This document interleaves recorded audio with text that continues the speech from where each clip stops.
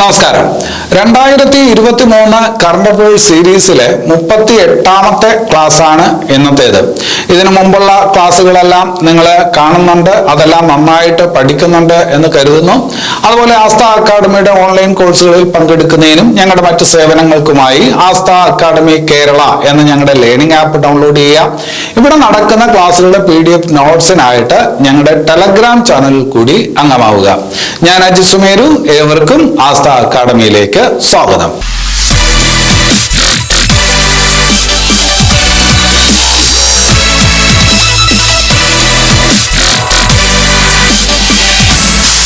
അപ്പൊ കഴിഞ്ഞ ക്ലാസ് മുതൽ 2023 ഡിസംബർ മാസത്തിലെ കറണ്ട് അഫയേഴ്സ് നമ്മൾ പഠിക്കാനായിട്ട് തുടങ്ങി അല്ലെ. അപ്പോൾ ഡിസംബർ മാസത്തിലെ 2ാമത്തെ ക്ലാസ് ആണ് ഇന്നത്തേത്. അത് നമുക്ക് നല്ലൊരു പോയിന്റിൽ നിന്ന് തന്നെ തുടങ്ങാം. പരീക്ഷയ്ക്ക് സാധാരണ ചോദ്യം വരുന്ന ഒരു ഭാഗമാണ് 28ാമത് കേരള അന്താരാഷ്ട്ര ചലച്ചിത്രോത്സവം. 28ാമത് കേരള അന്താരാഷ്ട്ര ചലച്ചിത്രോത്സവം, international film festival of Kerala.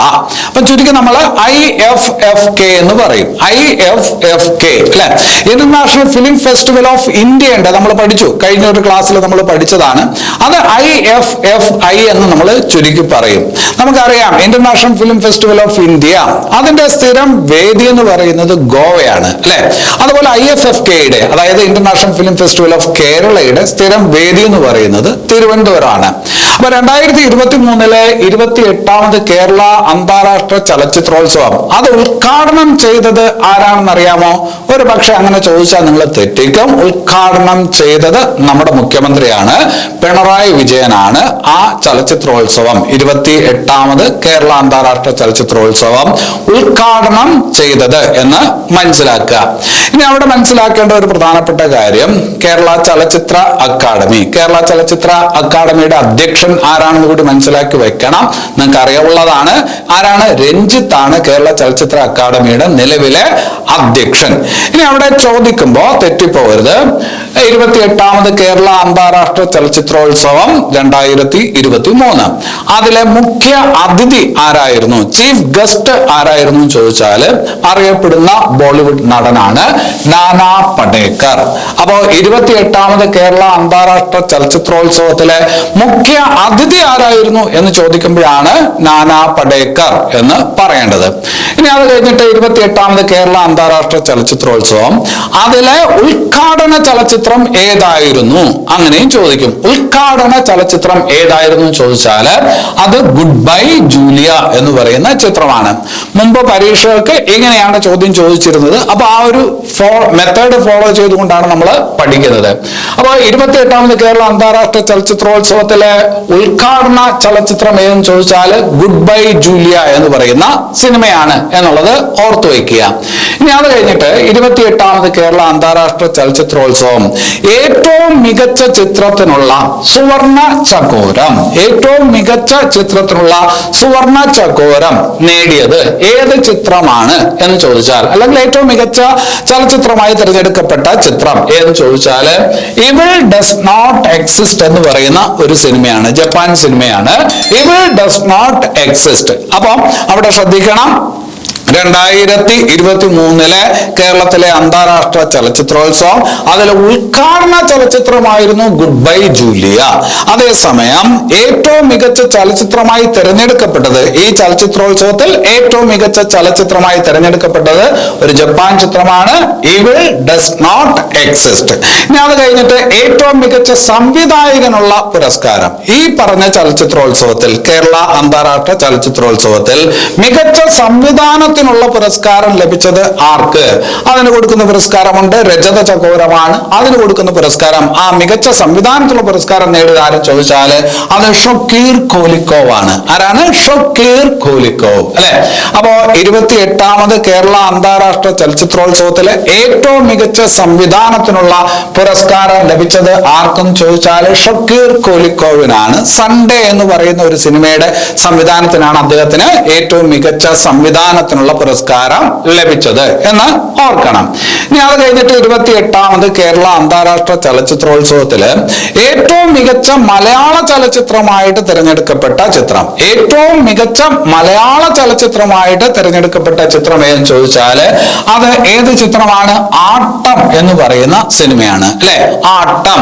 നമ്മൾ ആട്ടത്തെ കുറിച്ച് നേരത്തെയും പഠിച്ചിട്ടുണ്ട്. ഇന്റർനാഷണൽ ഫിലിം ഫെസ്റ്റിവൽ ഓഫ് ഇന്ത്യയുടെ കാര്യം പറഞ്ഞപ്പോ, ലോസ് ഏഞ്ചൽസ് ഫിലിം ഫെസ്റ്റിവൽ അതിന്റെ കാര്യം പറഞ്ഞപ്പോഴെല്ലാം ഈ പറഞ്ഞ ആട്ടം എന്ന് പറയുന്ന ചിത്രത്തെ കുറിച്ച് മനസ്സിലാക്കിയിട്ടുണ്ട്. അപ്പോൾ 28ാമത് കേരള അന്താരാഷ്ട്ര ചലച്ചിത്രോത്സവത്തില് ഏറ്റവും മികച്ച മലയാള ചലച്ചിത്രമായിട്ട് തിരഞ്ഞെടുക്കപ്പെട്ട ചിത്രം ഏതെന്ന് ചോദിച്ചാല് ആട്ടമാണ് എന്നുള്ളത് ഓർത്തു വയ്ക്കുക. അതിന്റെ സംവിധായകൻ ആരാണ് എന്ന് നമ്മൾ നേരത്തെ തന്നെ പഠിച്ചിട്ടുണ്ട്. ആനന്ദ് ഏകർഷിയാണ് ആട്ടം എന്ന് പറയുന്ന സിനിമയുടെ സംവിധായകൻ എന്നുള്ളത് ഓർത്തു വയ്ക്കുക.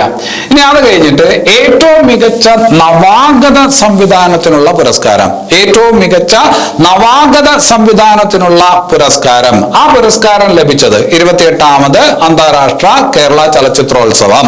അതില് ഏറ്റവും മികച്ച നവാഗത സംവിധാനത്തിലുള്ള പുരസ്കാരം ലഭിച്ചത് ആർക്ക് എന്നുള്ളത് നല്ല ഒരു ചോദ്യമായിരിക്കും.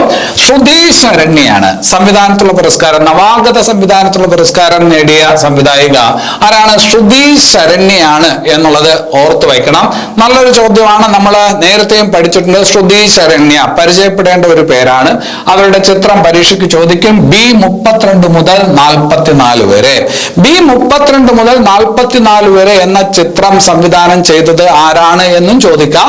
ആരാണ്? ശ്രുതി ശരണ്യ. അപ്പൊ ഈ 28ാമത് കേരള അന്താരാഷ്ട്ര ചലച്ചിത്രോത്സവത്തിൽ നവാഗത സംവിധാനത്തിനുള്ള പുരസ്കാരം നേടിയത് ശ്രുതി ശരണ്യാണ്. ചിത്രം B32 മുതൽ 44 വരെ. അവിടെ ശ്രദ്ധിക്കേണ്ട വേറൊരു കാര്യം കൂടിയുണ്ട്. 28ാമത് കേരള അന്താരാഷ്ട്ര ചലച്ചിത്രോത്സവത്തിൽ spirit of cinema award, spirit of cinema award ഒരു കെനിയൻ സംവിധായകയ്ക്കാണ് ലഭിച്ചത്. ഒരു വനിതയാണ്, കെനിയൻ സംവിധായകയ്ക്കാണ് ലഭിച്ചത്. ആർക്ക് എന്ന് ചോദിക്കാൻ കൊള്ളാം. വനരു കഹിയു, വനരു കഹിയു, അല്ലെ? അപ്പൊ നവാഗത സംവിധാനത്തിലുള്ള പുരസ്കാരം ലഭിച്ചത് ശ്രുതി ശരണ്യക്കാണ്. അതേസമയം സ്പിരിറ്റ് ഓഫ് സിനിമ അവാർഡ് നേടിയ കെനിയൻ സംവിധായക ആരെന്ന് ചോദിച്ചാല് വനരു കഹിയു ആണ്. അപ്പൊ ഇത്രയും പോയിന്റ്സ് നിങ്ങൾ 28ാമത് കേരള അന്താരാഷ്ട്ര ചലച്ചിത്രോത്സവവുമായി ബന്ധപ്പെട്ട് മിനിമം അറിഞ്ഞിരിക്കണം. അപ്പൊ അത് എങ്ങനെയാണ്? പ്രസ്താവന രീതിയിലായിരിക്കും ചോദ്യം വരിക. അപ്പൊ അതിനകത്ത് പോയിന്റ്സ് കണ്ടെത്താനായിട്ട് പറ്റണം. അപ്പൊ ഒറ്റയ്ക്ക് ഇങ്ങനെ പഠിച്ചിട്ട് കാര്യമില്ല. ഒരു ടോട്ടൽ ഐഡിയ നിങ്ങൾ ഉണ്ടാക്കി വെക്കണം. ഇനി അത് കഴിഞ്ഞിട്ട് വേറൊരു ഭാഗത്തോട്ട് വരാം. നമ്മൾ നേരത്തെ പഠിച്ചിട്ടുണ്ട്, ഇന്ത്യയിൽ ആദ്യമായിട്ട് ജല ബജറ്റ് തയ്യാറാക്കുന്ന സംസ്ഥാനമാണ് ഏത്? കേരളം, അല്ലെ? ഇന്ത്യയിൽ ആദ്യമായിട്ട് ജല ബജറ്റ് തയ്യാറാക്കുന്ന സംസ്ഥാനമാണ് കേരളം എന്ന് നമ്മൾ നേരത്തെ തന്നെ പഠിച്ചിട്ടുണ്ട്. ഇപ്പോ കുറച്ചുകൂടി സ്പെസിഫിക് ആയിട്ട് ജല ബജറ്റ് തയ്യാറാക്കാനായിട്ട് തുടങ്ങുകയാണ്. അതായത് നിയോജക മണ്ഡല അടിസ്ഥാനത്തിൽ കേരളത്തിൽ 140 നിയമസഭാ സീറ്റുകളുണ്ട്. അപ്പൊ ആ പറഞ്ഞ 140 നിയോജക മണ്ഡലങ്ങളുടെയും അടിസ്ഥാനത്തിൽ ഈ പറഞ്ഞ ജല ബജറ്റ് തയ്യാറാക്കാനുള്ള പ്രവർത്തനം കേരളത്തിൽ ആരംഭിച്ചിട്ടുണ്ട്. അപ്പൊ അങ്ങനെ നോക്കുമ്പോൾ ഇന്ത്യയിൽ ആദ്യമായി നിയോജക മണ്ഡല അടിസ്ഥാനത്തിൽ ജല ബജറ്റ് തയ്യാറാക്കുന്ന ആദ്യ നിയോജക മണ്ഡലം ഏത് എന്നൊരു ചോദ്യത്തിനുള്ള സാധ്യതയുണ്ട്, അല്ലെ? നമ്മൾ നേരത്തെ പഠിച്ചു, ജല ബജറ്റ് തയ്യാറാക്കുന്ന ആദ്യ ഇന്ത്യൻ സംസ്ഥാനമാണ് കേരളം. ഇപ്പോ നിയോജക മണ്ഡല അടിസ്ഥാനത്തിൽ കേരളത്തിൽ ജല ബജറ്റ് തയ്യാറാക്കപ്പെടുന്നു. അങ്ങനെ ഇന്ത്യയിൽ ആദ്യമായിട്ട് നിയോജക മണ്ഡല അടിസ്ഥാനത്തിൽ ജല ബജറ്റ് തയ്യാറാക്കുന്ന നിയോജക മണ്ഡലം ഏതാണ് എന്ന് ചോദിച്ചാൽ അതൊരു നല്ല ചോദ്യമായിരിക്കും. ധർമ്മടം എന്ന് പറയുന്ന നിയോജക മണ്ഡലമാണ്. കണ്ണൂർ ജില്ലയിലുള്ള ഒരു നിയോജക മണ്ഡലമാണ് ഏത്? ധർമ്മടം. അവിടെ നിന്നാണ് നമ്മുടെ മുഖ്യമന്ത്രി പിണറായി വിജയൻ തെരഞ്ഞെടുക്കപ്പെട്ടത് എന്നുകൂടി മനസ്സിലാക്കി വെക്കുക. ധർമ്മടം. അപ്പൊ അത് ഓർത്ത് വെക്കണം. ജല ബജറ്റ് നിയോജക മണ്ഡല അടിസ്ഥാനത്തിൽ ഇന്ത്യയിൽ ആദ്യമായിട്ട് തയ്യാറാക്കുന്നത് ഏത് നിയോജക മണ്ഡലത്തിലാണ് എന്ന് ചോദിച്ചാല് ധർമ്മടം നിയോജക മണ്ഡലത്തിലാണ്. ഇനി അത് കഴിഞ്ഞിട്ട് വേറൊരു കാര്യം, കോവിഡിനെ കുറിച്ച് നമുക്ക് എല്ലാം അറിയാം. കോവിഡുമായി ബന്ധപ്പെട്ട ഒരുപാട് കാര്യങ്ങൾ നമ്മൾ മനസ്സിലാക്കിയിട്ടുള്ളതാണ്. കോവിഡിന്റെ പുതിയ വകഭേദം, കോവിഡിന്റെ ഒരു പുതിയ വകഭേദം 2023 ഡിസംബറിൽ റിപ്പോർട്ട് ചെയ്തു. കേരളത്തില് കോവിഡിന്റെ പുതിയൊരു വകഭേദം 2023 ഡിസംബറിൽ റിപ്പോർട്ട് ചെയ്തു. ഏതാണ് ആ വകഭേദം? പരീക്ഷയ്ക്ക് ചോദിക്കാൻ കൊള്ളാവുന്ന ചോദ്യമാണ്. നമ്മുടെ ജീവശാസ്ത്ര ഭാഗത്ത്, രോഗവും രോഗകാരികളും എന്ന് പറയുന്ന ഭാഗത്ത്, അല്ലെങ്കിൽ പൊതുജനാരോഗ്യം എന്ന് പറയുന്ന ഭാഗത്തൊക്കെ ചോദിക്കാൻ കൊള്ളാവുന്ന കറണ്ട് അഫയേഴ്സ് ചോദ്യമാണ്. അപ്പൊ അത് അങ്ങനെ ചോദിച്ചാൽ JN1.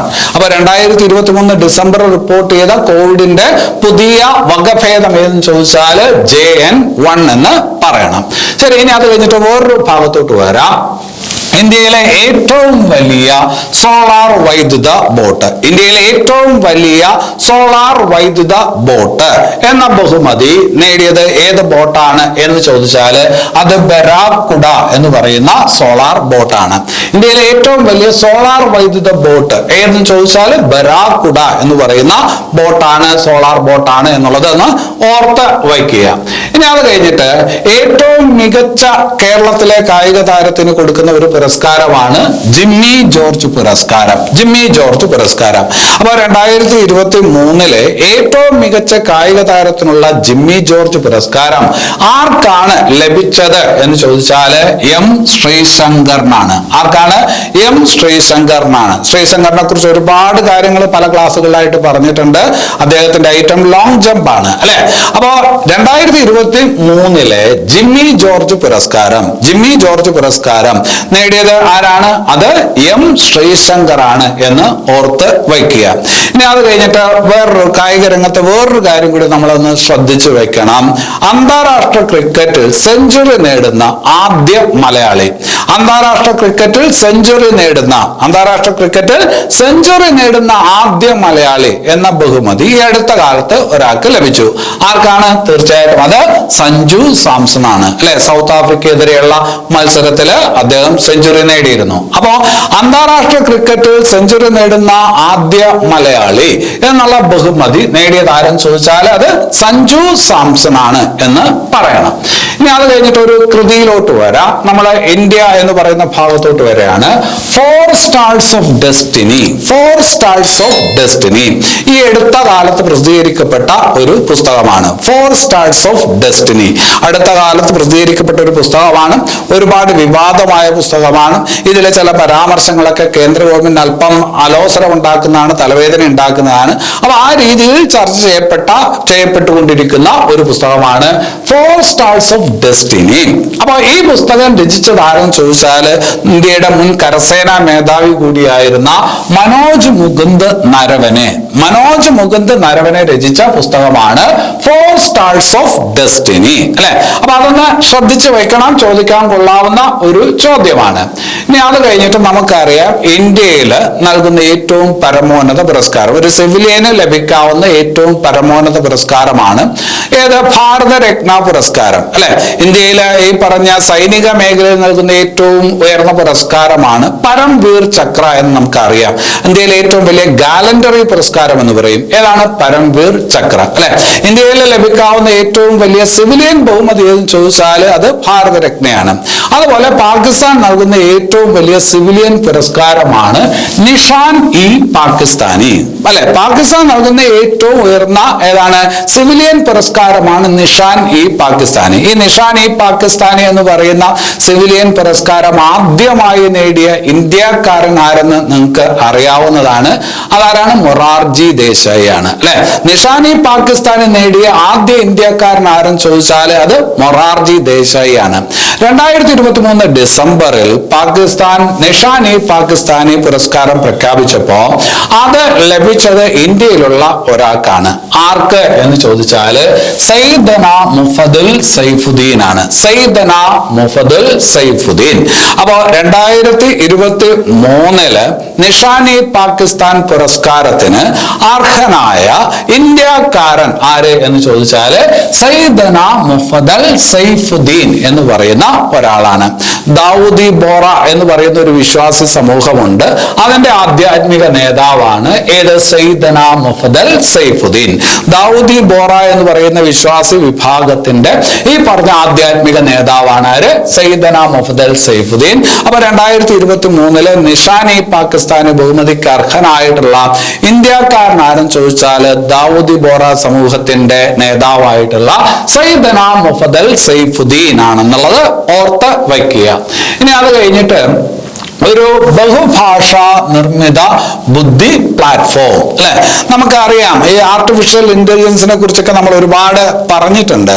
അപ്പം ബഹുഭാഷാ നിർമ്മിതി ബുദ്ധി പ്ലാറ്റ്ഫോം അല്ലെ, ആർട്ടിഫിഷ്യൽ ഇന്റലിജൻസിന്റെ സഹായത്തോടുകൂടി നിർമ്മിക്കുന്ന ഇന്ത്യയിലെ ആദ്യത്തെ ബഹുഭാഷാ നിർമ്മിത ബുദ്ധി പ്ലാറ്റ്ഫോം. അപ്പൊ ഒരുപാട് ഭാഷകൾ അതിനകത്ത് എന്ത് ചെയ്യാൻ പറ്റും? ഉപയോഗിക്കാൻ പറ്റും, അപ്ലൈ ചെയ്യാൻ പറ്റുന്ന ബഹുഭാഷാ നിർമ്മിത ബുദ്ധി പ്ലാറ്റ്ഫോം ഏതാണ് എന്നാണ് ചോദ്യം. അപ്പൊ ഇന്ത്യയിലെ ആദ്യത്തെ ബഹുഭാഷാ നിർമ്മിത ബുദ്ധി പ്ലാറ്റ്ഫോം ഏത് എന്ന് ചോദിച്ചാൽ അത് കൃത്രിം എന്ന് പറയുന്ന ഒരു പ്ലാറ്റ്ഫോമാണ്.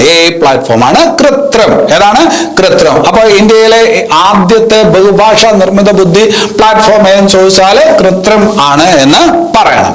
ഇനി അത് കഴിഞ്ഞിട്ട് ഇന്ത്യ തദ്ദേശീയമായി വികസിപ്പിച്ച വ്യോമ കവച മിസൈൽ സംവിധാനം. നമ്മുടെ വിമാനങ്ങളെ ഈ പറഞ്ഞ മിസൈൽ ആക്രമണങ്ങളിൽ നിന്ന് സംരക്ഷിക്കുന്നതിനായിട്ട് ഇന്ത്യ തദ്ദേശീയമായി വികസിപ്പിച്ചെടുത്ത വ്യോമ കവച മിസൈൽ സംവിധാനം, അതിന് നൽകിയിരിക്കുന്ന പേരാണ് ഏത്? സമർ അല്ലെ. അപ്പൊ ഇന്ത്യ തദ്ദേശീയമായിട്ട് വികസിപ്പിച്ചെടുത്ത വ്യോമ കവച മിസൈൽ സംവിധാനമാണ് സമർ. അതേസമയം നമ്മൾ വേറൊരു കാര്യം പഠിച്ചിട്ടുണ്ട്. 2028-29 ആവുമ്പോ നമ്മുടെ ഈ പറഞ്ഞ ഏതാണ് ആകാശത്തെ മിസൈലുകളിൽ നിന്ന് സംരക്ഷിക്കുന്നതിന് വേണ്ടിയിട്ടുള്ള ഒരു പദ്ധതി DRDO പ്ലാൻ ചെയ്തു വരുന്നു. 2028-29 ഒക്കെ ആവുമ്പോഴേക്കും അത് നടക്കും എന്ന് പറഞ്ഞിരുന്നു. ആ പറഞ്ഞ മിസൈൽ കവച സംവിധാനമാണ്, അതായത് മിസൈലുകളെ പ്രതിരോധിക്കാനുള്ള സംവിധാനമാണ് പ്രോജക്ട് കുശ എന്ന് നമ്മൾ പഠിച്ചിരുന്നു. ഇവിടെ ഇപ്പോ പറഞ്ഞത് വ്യോമ കവച മിസൈൽ സംവിധാനത്തിനായിട്ട് ഇന്ത്യ വികസിപ്പിച്ച ഈ പറഞ്ഞൊരു മാർഗമാണ് ഏത്? അതിന് കൊടുത്തിരിക്കുന്ന പേരാണ് ഏത്? സമർ. അപ്പൊ ഇന്ത്യയുടെ തദ്ദേശീയ നിർമ്മിത വ്യോമ കവച മിസൈൽ സംവിധാനം ഏതെന്ന് ചോദിച്ചാൽ സമർ എന്ന് പറയണം. അവിടെ തന്നെ ഇതുപോലൊരു ചോദ്യം, വേറൊരു ചോദ്യം ആ ഭാഗത്ത്, അതായത് പ്രതിരോധവുമായി ബന്ധപ്പെട്ട് ചോദിക്കുന്ന ഒരു ചോദ്യമുണ്ട്. ഇന്ത്യ തദ്ദേശീയമായി വികസിപ്പിച്ചെടുത്ത multi barrel rocket system. India തദ്ദേശീയമായി വികസിപ്പിച്ചെടുത്ത മൾട്ടി ബാരൽ റോക്കറ്റ് സിസ്റ്റം ഏതെന്ന് ചോദിച്ചാൽ അതിന്റെ ഉത്തരം പിനാക്ക എന്നാണ്. ഒരുപാട് പരീക്ഷയ്ക്ക് ചോദിച്ചിട്ടുണ്ട് പിനാക്ക.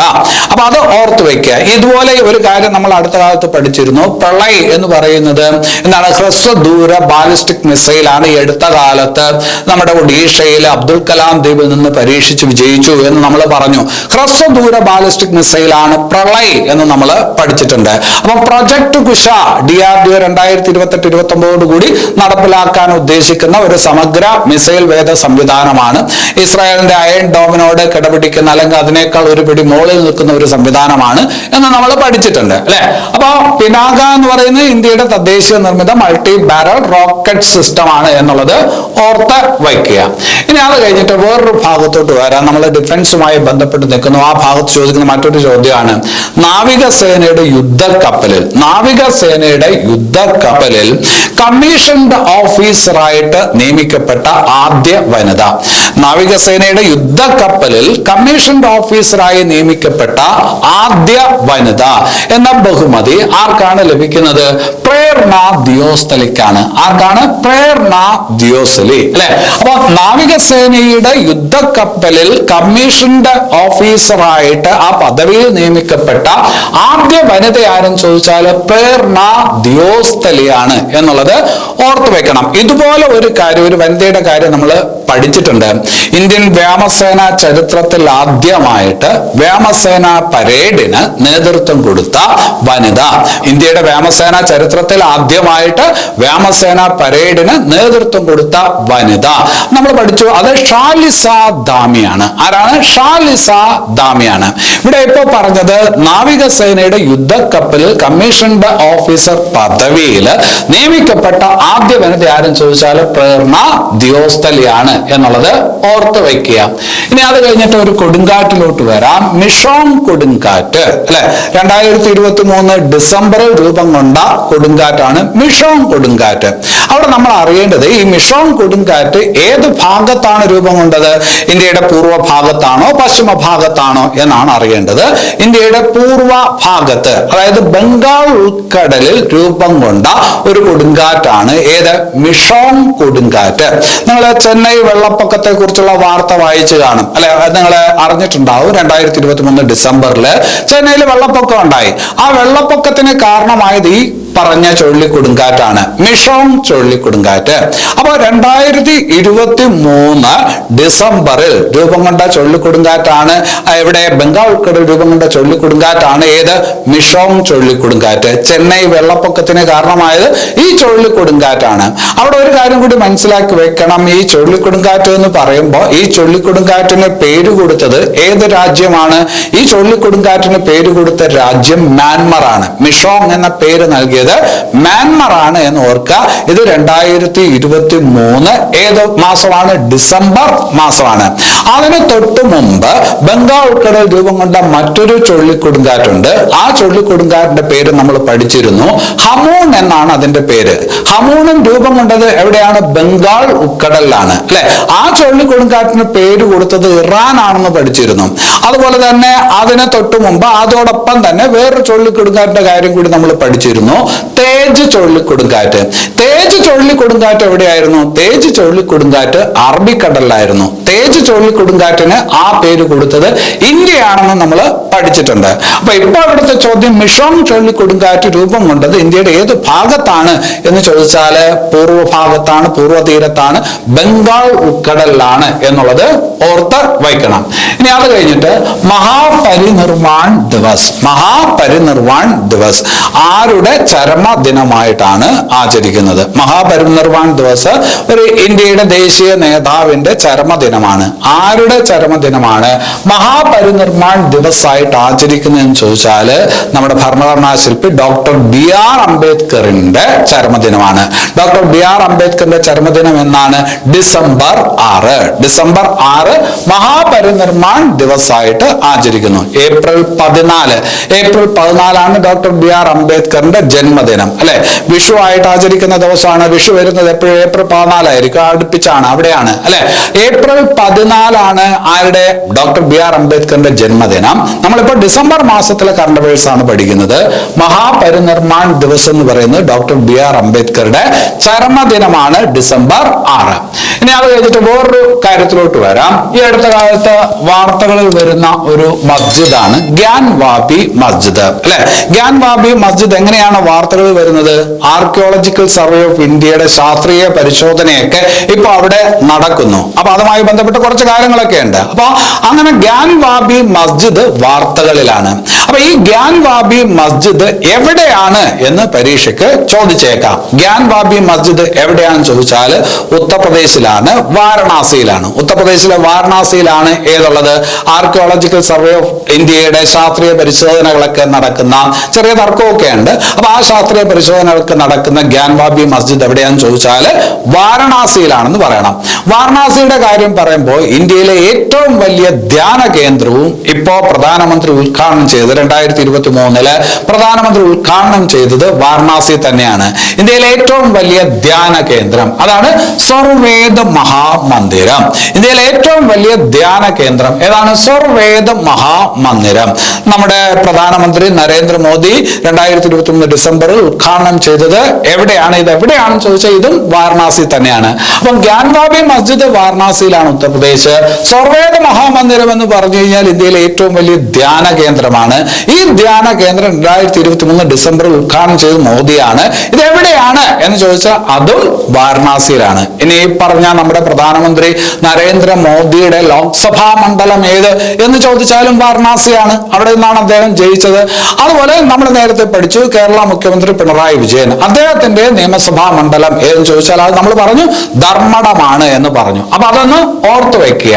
ഇനി അത് കഴിഞ്ഞിട്ട് ഇന്ത്യയിൽ ആദ്യമായിട്ട് രക്താർബുദത്തിനുള്ള ഓറൽ കീമോ മരുന്ന് വികസിപ്പിച്ചത് എവിടെയാണ്? ഇന്ത്യയിൽ ആദ്യമായി രക്താർബുദത്തിനുള്ള ഓറൽ കീമോ മരുന്ന് വികസിപ്പിച്ചത് എവിടെയാണെന്ന് ചോദിച്ചാൽ ടാറ്റ മെമ്മോറിയൽ ആശുപത്രിയിലാണ്. എവിടെയാണ്? ടാറ്റ മെമ്മോറിയൽ ആശുപത്രി. രക്താർബുദത്തിന് ആദ്യമായിട്ട് ഇന്ത്യയിൽ ആദ്യമായിട്ട് ഓറൽ കീമോ മരുന്ന് വികസിപ്പിക്കപ്പെട്ടത് എവിടെയാണ്? ടാറ്റ മെമ്മോറിയൽ ആശുപത്രിയിലാണ് എന്നൊന്ന് ഓർത്ത് വയ്ക്കുക. ഇനി അത് കഴിഞ്ഞിട്ട് പരീക്ഷയ്ക്ക് വരാൻ സാധ്യതയുള്ള ചോദ്യമാണ്. ഇനിയുള്ള കാലത്ത് പരീക്ഷയ്ക്ക് ഈ ചോദ്യം പ്രതീക്ഷിക്കണം. മഹർഷി വാൽമീകി അന്താരാഷ്ട്ര വിമാനത്താവളം എവിടെയാണ്? മഹർഷി വാൽമീകി അന്താരാഷ്ട്ര വിമാനത്താവളം എവിടെയാണ്? ഈ ചോദ്യത്തിന്റെ പശ്ചാത്തലം നിങ്ങൾ രാഷ്ട്രീയം ശ്രദ്ധിക്കുമെങ്കിൽ, വാർത്തകൾ ശ്രദ്ധിക്കുമെങ്കിൽ തീർച്ചയായിട്ടും മനസ്സിലാവും. മഹർഷി വാൽമീകി അന്താരാഷ്ട്ര വിമാനത്താവളം എവിടെയെന്ന് ചോദിച്ചാൽ അത് അയോധ്യയിലാണ്. മഹർഷി വാൽമീകി അന്താരാഷ്ട്ര വിമാനത്താവളം എവിടെയാണ്? അയോധ്യയിലാണ്. ഇനി അത് കഴിഞ്ഞിട്ട് വേറൊരു പ്രധാന ഭാഗത്തോട്ട് വരാം. ആ ഭാഗത്തു നിന്നും ചോദ്യങ്ങൾ ചോദിക്കാനുള്ള സാധ്യതയുണ്ട്. 2023 ഡിസംബറിൽ പുതിയ മന്ത്രിസഭകൾ ചില സംസ്ഥാനങ്ങളിൽ നിലവിൽ വന്നു. അതോടനുബന്ധിച്ച് കുറച്ച് തെരഞ്ഞെടുപ്പുകൾ നടന്നല്ലോ. ചില സംസ്ഥാനങ്ങളിൽ തെരഞ്ഞെടുപ്പ് നടന്നു. അതിന്റെ അടിസ്ഥാനത്തിൽ പുതിയ മന്ത്രിസഭകൾ വന്നു. അപ്പൊ അതുമായി ബന്ധപ്പെട്ട് ചില ചോദ്യങ്ങൾ പ്രതീക്ഷിക്കണം. അവിടെ നിങ്ങൾ പ്രതീക്ഷിക്കേണ്ട ഒരു ചോദ്യം ഇതാണ്: Zoram People's Movement. Zoram People's Movement SPM. Zoram People's Movement ഏത് സംസ്ഥാനത്തെ പ്രബല രാഷ്ട്രീയ കക്ഷിയാണ്? ഏത് സംസ്ഥാനത്തെ ഇപ്പോഴത്തെ ഭരണകക്ഷിയാണ് എന്നൊക്കെ ചോദിക്കാം. സോറം പീപ്പിൾസ് മൂവ്മെന്റ് ഏത് സംസ്ഥാനത്തെ ഇപ്പോഴത്തെ ഭരണകക്ഷിയാണ് എന്ന് ചോദിച്ചാൽ അത് മിസോറാമിലെ ഭരണകക്ഷിയാണ്. മിസോറാമിൽ ഇപ്പോൾ തെരഞ്ഞെടുപ്പ് കഴിഞ്ഞപ്പോ ഈ പാർട്ടിക്കാണ് ഭൂരിപക്ഷം നേടിയത്. അപ്പൊ ഈ പാർട്ടിയാണ് ഇപ്പോ അധികാരത്തിലുള്ളത്, സോറം പീപ്പിൾസ് മൂവ്മെന്റ്. അപ്പൊ ഇതിന്റെ നേതാവാണ് ലാൽഡുഹോമ. സോറം പീപ്പിൾസ് മൂവ്മെന്റിന്റെ നേതാവാണ് ലാൽഡുഹോമ. മിസോറാമിലെ ഇപ്പോഴത്തെ മുഖ്യമന്ത്രി ആര് എന്ന് ചോദിച്ചാൽ അതൊരു നല്ല ചോദ്യമാണ്. ലാൽഡുഹോമ എന്നുള്ള കാര്യം ഒരു പക്ഷേ ഈ പേര് വേറെ എവിടെയെങ്കിലും ഒക്കെ നിങ്ങൾ പഠിച്ചിരിക്കാൻ സാധ്യതയുണ്ട്. നമ്മൾ പഠിച്ചിട്ടുള്ളതാണ് കൂറുമാറ്റ നിരോധന നിയമം. കൂറുമാറ്റ നിരോധന നിയമം അല്ലെ, നമ്മുടെ ഭരണഘടനയിലെ 52ാമത് ഭേദഗതി നിയമം അല്ലെ. നമ്മുടെ ഭരണഘടനയുടെ 52ാമത് ഈ പറഞ്ഞ ഭേദഗതി പ്രകാരം ഉണ്ടായ നിയമമാണ് ഏത്? കൂറുമാറ്റ നിരോധന നിയമം അഥവാ ആന്റി ഡിഫെക്ഷൻ ലാ. ആന്റി ഡിഫെക്ഷൻ ലാ അല്ലെ, കൂറുമാറ്റ നിരോധന നിയമം. എത്രാമത്തെ ഭേദഗതി? 52ാമത് ഭേദഗതി. 1985 നമ്മൾ പഠിച്ചിട്ടുണ്ട്. ആ സമയത്ത് ഇന്ത്യയുടെ പ്രധാനമന്ത്രി രാജീവ് ഗാന്ധിയാണെന്നും പഠിച്ചിട്ടുണ്ട്. കൂറുമാറ്റ നിരോധന നിയമം ഇന്ത്യൻ ഭരണഘടനയിൽ 10ാം ഷെഡ്യൂളിലാണ് ഉൾക്കൊള്ളിച്ചിരിക്കുന്നതെന്നും പഠിച്ചിട്ടുണ്ട് അല്ലെ. ഭരണഘടനയ്ക്ക് ആകെ 12 ഷെഡ്യൂൾ ഉണ്ട്. ഇപ്പൊ മൊത്തത്തില് 12 ഷെഡ്യൂൾ ഉണ്ട്. അതിൽ 9ാമത്തെ ഷെഡ്യൂൾ പിന്നീട് കൂട്ടിച്ചേർത്താണ്. ആ 9ാം ഷെഡ്യൂളിൽ എന്താണ് നമ്മൾ പറയുന്നത്? ഭൂപരിഷ്കരണ നിയമങ്ങൾ അല്ലെ. അതിനകത്ത് ഉൾക്കൊള്ളിച്ചിരിക്കുന്ന ഭൂപരിഷ്കരണ നിയമങ്ങളാണ്. 10ാം ഷെഡ്യൂളിലാണ് കൂറുമാറ്റ നിരോധന നിയമം ഉൾക്കൊള്ളിച്ചിരിക്കുന്നത്. 11ാമത്തെ ഷെഡ്യൂളിലാണ് പഞ്ചായത്ത് രാജ് നിയമങ്ങൾ ഉൾക്കൊള്ളിച്ചിരിക്കുന്നത്. അതുപോലെ 12ാമത്തെ ഷെഡ്യൂൾ അല്ലെങ്കിൽ പട്ടികയിലാണ് നഗരപാലിക നിയമങ്ങൾ അല്ലെങ്കിൽ മുനിസിപ്പൽ നിയമങ്ങൾ ഉൾക്കൊള്ളിച്ചിരിക്കുന്നത് എന്ന് നമ്മൾ പഠിച്ചിട്ടുണ്ട്.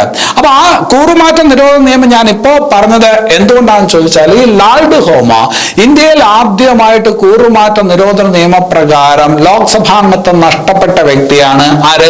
ലാൽഡുഹോമ അല്ലെ.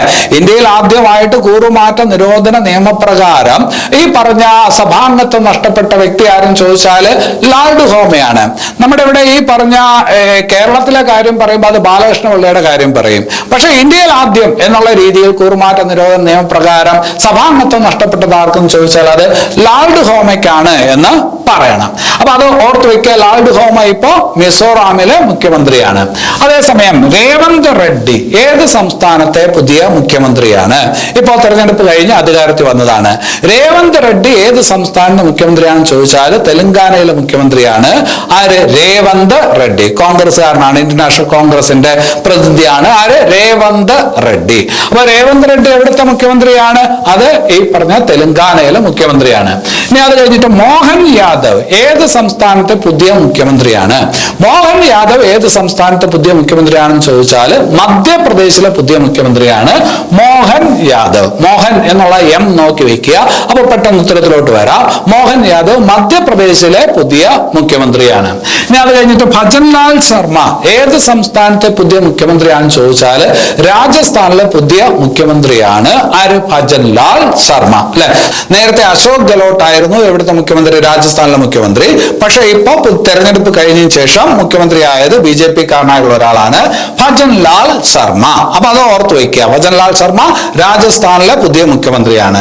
ഇനി അത് കഴിഞ്ഞിട്ട് വിഷ്ണു ദിയോ സായി. വിഷ്ണു ദിയോ സായി ഏത് സംസ്ഥാനത്തെ പുതിയ മുഖ്യമന്ത്രിയാണ് എന്ന് ചോദിച്ചാൽ ഛത്തീസ്ഗഡിലെ പുതിയ മുഖ്യമന്ത്രിയാണ് വിഷ്ണു ദിയോ സായി. BJP കാരനാണ് വിഷ്ണു ദിയോ സായി. അതുപോലെ തന്നെ ഒരു പ്രത്യേകത കൂടിയുണ്ട്.